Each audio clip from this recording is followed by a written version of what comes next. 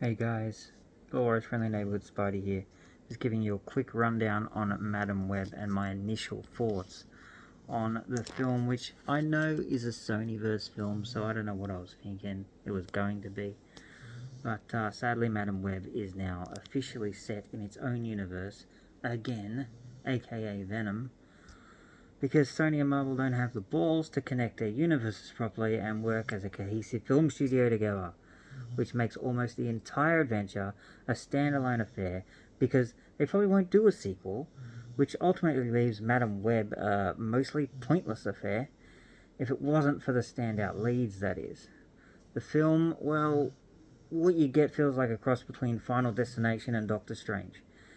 It's Sony's Doctor Strange, basically, right down to an entire scene almost doing the same thing as a certain scene from Doctor Strange. However, a great cast of female characters: Dakota Johnson, Sydney Sweeney, Isabella Merced, I think her name is, Celeste O'Connor. They play the Spider-Women, to be, anyway, in a definitive prequel to a film you wanted to see from the trailers that showed them, but we never really got. So, basically, glimpses of Spider-Women that we may never see again, appearing in the film with flash forwards for about 2 minutes of the entire screen time for them. Despite the trailers, it's not an action fest film either. It's like a road trip film about trying to stay one step ahead from a deranged psycho male with huge Final Destination vibes, and some brutal Groundhog Day style death scenes. So, the villain though, Ezekiel, as cool as that suit is, I think his name's Tahar Rahim. I'm sorry if I got that wrong, but I'm not sure if this was intentional, but his acting is laughable in this film, and it just brings you out of the entire film every time his scenes are on screen. Outside of the kick-ass suit that he wears, he opens his mouth and you just want to slap the casting team.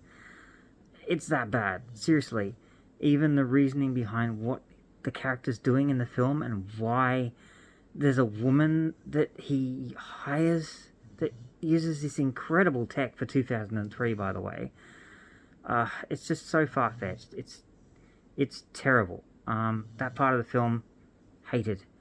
But the rest of them, I did enjoy what I got from Madam Web. Much better than I thought it would be, and that's not saying much, I guess. But Dakota's Madam Web is a genuinely decent character with a great checkered background in the comics. Like, it's just a lot to do in one film, and something you couldn't really do as an action movie. Like, she's not exactly an action character. She looks into the future and prevents things from happening. And she's a lot older in the comics as well. But here, they did a really good job with her and the Spider-Women. Yeah, so basically, the Sony Marvel issues and rights aside, the sprinkling of Mary and Ben Parker, among other things, is cute, but the lack of it being connected to any narrative outside of its own leaves it pure and simply standalone. It's a standalone film with some really cute and cool Easter eggs, if you're a Spider-Man fan. I'm a Spider-Man fan. So I'm afraid while not everything needs to be always connected, will be the arguments out there, but this needed to be. As it stands, it needed to be, and because it isn't, it's its strongest weakness. Even more so than that Ezekiel character. Anyway, that's my thoughts. Wait for movie of the week, wait for digital, wait for download. I honestly would, sadly, but if you love Sydney Sweeney and Dakota Johnson in general, go and support this film. Go and support them. But yeah, another Sony Verse fairly bad disappointment. Peace.